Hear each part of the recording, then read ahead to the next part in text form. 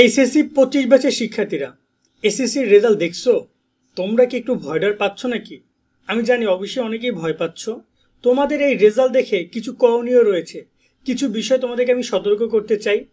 যেহেতু আমরা পুরো এসএসসি জার্নিটা দেখেছি, তোমাদের জার্নিটাও দেখেছি, তোমরা অনেকেই ভুল পথে আছো, ভুল কাজ করছো।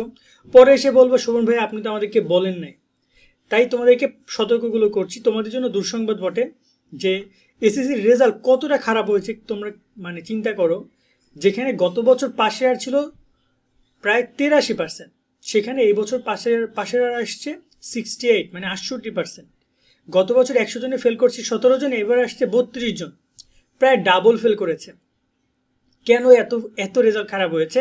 তার অন্যতম কারণ হচ্ছে এসএসসির যে গ্রেস মার্ক বা এক্সট্রা যে 2-1টা মার্ক শিক্ষকরা দিত সেটা আর দিচ্ছে না। তোমাদের ক্ষেত্রে বিষয়গুলো তোমরা পাবা না। 100% লিখে রাখো। এটা একটা খুবই খারাপ বিষয় যে সরকার পরিবর্তন হইলে পরীক্ষার উপর প্রভাব পড়ে। সবসময় সবাইকে একইভাবে ট্রিট করা উচিত। এখন যদি তারা এই বছর থেকে এরকম নিয়ম চালু করে, আশা করি সামনের বছরগুলোতে তারা এটা ধারাবাহিকতা পালন করবে। তোমাদের করণীয় কি? তোমরা একটু সচেতন হও। কোন দিকগুলোতে সচেতন হবা? মানবিক ও বিভাগ পরিবর্তনের শিক্ষার্থীরা রাজশাহী বিশ্ববিদ্যালয়, চট্টগ্রাম বিশ্ববিদ্যালয় এবং গুচ্ছ ভর্তি পরীক্ষার জন্য নাইট 24 থেকে প্রকাশিত এই কোর্সটি কিনতে পারো। তোমাদের জন্য বেস্ট একটা কোর্স হবে। মাত্র 700 টাকায় বিশ্ববিদ্যালয় ভর্তির জন্য যা যা দরকার সবই তোমরা এই কোর্স থেকে পাবে। 50-এর বেশি ভিডিও ক্লাস তোমরা পাবে, 190টি টপিক ভিত্তিক পরীক্ষা, 20টি মডেল টেস্ট পরীক্ষাও সাথে থাকছে। ভর্তি পরীক্ষার পূর্ব মুহূর্ত পর্যন্ত টানা পরীক্ষা এবং মডেল টেস্ট তো থাকছেই। বর্তমানে 700 টাকা ভর্তির সুযোগ তোমরা পাচ্ছ, তবে অফারটা খুব শীঘ্রই শেষ হয়ে যাবে। তাই দ্রুত ভর্তি হয়ে নাও। কোর্সের যাবতীয় লিঙ্ক এই ভিডিও ডিসক্রিপশনে পেয়ে যাবে। পরীক্ষার খাতাগুলো প্রেজেন্ট করার দিক থেকে শিক্ষকদের বর্তমানে যে পরামর্শ, আমি কালকে কয়েকজন শিক্ষকের সাথে কথা বলেছি যারা কিনা তোমাদের শিক্ষক, কলেজের অধ্যক্ষ, তারা আমাদেরকে যে পয়েন্টটা হাইলাইটস করেছে যে শিক্ষার্থীরা এখন যা নয় তাই লিখলে নাম্বার পাবে না।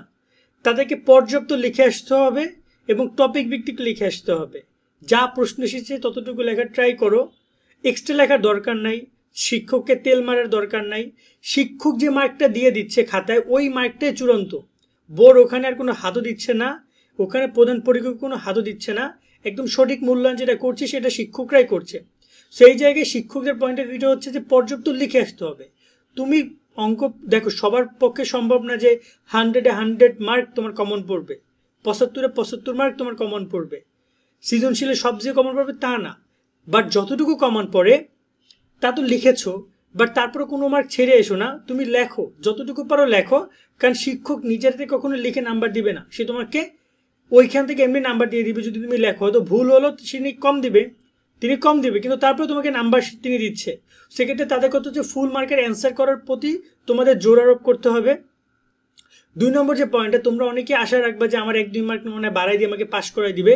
শিক্ষকদের কথা হচ্ছে যে এই নাম্বারটা তারাও বাড়াই দিছে, অলরেডি দিয়েছে। তারা এসএসসির ক্ষেত্রেও নাম্বার দিয়েছে, এসএসসি শিক্ষকরা এটা বলেছে আমরা দিয়েছি।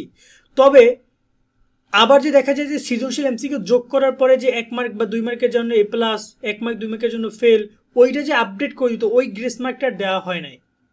কথা বুঝছো? যার কারণে প্রায় 15% শিক্ষার্থী বেশি ফেল করছে। আমরা ধরেছিলাম যে 80-র ঘরে থাকবে পাশের হার, সেখানে প্রায় 60-এর ঘরে চলে আসছে। কারণ হচ্ছে ওই গ্রেস মার্কটা দেয় নাই, তোমরাও পাবা না। তাই তোমাদের পরীক্ষা দিয়ে তোমাদের সবকিছু প্রমাণ করতে হবে এবং পরিশ্রমের মাধ্যমে প্রমাণ করতে হবে। পরিশ্রম করো, ভালো পরীক্ষা দাও, ভালো রেজাল্ট করো, তবে তোমার সবকিছু ভালো হবে। বাট তুমি যদি আশা রাখো যে শিক্ষক নাম্বার বাড়ায় দিবে, ওই আশায় আমরা থাকবো, তাহলে তোমরা খুব ভুল পথে আছো। এখন আরেকটা করণীয় তোমাদের রয়েছে, যেটা আমার মনে হয় তোমাদের সবারই করা উচিত। এখানে অনেকে আবার আন্দোলনের কথা বলছো যে শিক্ষা উপদেষ্টাকে দেখিয়ে নেবে, এটা করবো ওটা করবো। অন্তত যদি বলি যে এসব কোনো কাজ হবে না। তারা যে নিয়মটা চালু করছে বা যেভাবে তারা এসএসসি রেজাল্ট দিছে, দেখতে পাচ্ছ চুপচাপ রেজাল্ট দিল। রেজাল্টের আগের দিন এসে শিক্ষা উপদেষ্টা বলে দিল যে রেজাল্টে কিন্তু অবস্থা খারাপ হবে, আমরা কোনো স্যাস্টা মার্ক দিব না, যা পাইছে তাই দিছি, যাতে যা রেজাল্ট আসছে তাই পাবে। সো এটা একটা অ্যাকুরেট রেজাল্ট ছিল। তোমাদের বেলায় অ্যাকুরেট রেজাল্টই দিবে। খুব বেশি তারা তোমার এখানে বলা যায় যে রোমাঞ্চক তৈরি করবে না, যাতে করে অনেক পাশের হার, অনেক A+ এমনটা করবে। এবং ধারণা করা যাচ্ছে গত বছরের থেকে তোমাদের এবছরের রেজাল্ট, পাশের হার এবং জিপিএ দুইটাই কমবে। কিন্তু এখন তোমাদের কি করণীয়? তোমরা চাইলে এটাকে বাড়াইতে পারো, সেটা হচ্ছে তোমাদের একমাত্র পরিশ্রমের মাধ্যমে। সো তোমরা একটু ভালো করে লেখা ট্রাই করো, বিশেষ করে সৃজনশীল পয়েন্টে একটু ভালো করে দিও। কারণ এমসিকিউ তো যা হওয়ার তা তো হয়েই যাবে। এমসিকিউতে নাম্বার কোনো সময় বাড়াই দেয় না। এমসিকিউতে তোমরা যেটা পাবা সেটা পাবাই। আবার তোমাদের সবচেয়ে বড় অ্যাডভান্টেজ হচ্ছে তোমাদের ফার্স্ট পেপার সেকেন্ড পেপার মিলিয়ে পাস। আই মিন ফার্স্ট পেপারে তুমি 70 মার্কের পরীক্ষা দিচ্ছ, সেকেন্ড পেপারে 70 মার্কের পরীক্ষা দিচ্ছ সৃজনশীলে, টোটাল তুমি 46 পাইলেই পাস করবা। যারা সায়েন্সে আছো তুমি ফার্স্ট 50, সেকেন্ড পেপারে 50, টোটাল যদি তুমি এখানে 16 32 পাও তাহলে তুমি পাস করবা। সেক্ষেত্রে তুমি যদি প্যারা খাও যে না আমি কি করবো না করবো, তাহলে আমি বলবো এগুলো নিয়ে তুমি প্যারা না খেয়ে তুমি প্রিপারেশনও সুন্দর করে একটু অন্তপক্ষে পর্যাপ্ত লিখে আসো, এমসিকিউটার প্রতি বিশেষভাবে নজর দাও, আর সৃজনশীলের ক্ষেত্রে পর্যাপ্ত লিখে আসো, শিক্ষক তোমাকে নাম্বার দিবে। আশা করি পুরো ব্যাপারটা ক্লিয়ার করতে পেরেছি এবং এই অনুযায়ী তোমরা এখন আপাতত পড়াশোনা শুরু করে দাও। সকলে অনেক অনেক ভালো থাকবা। আল্লাহ হাফেজ।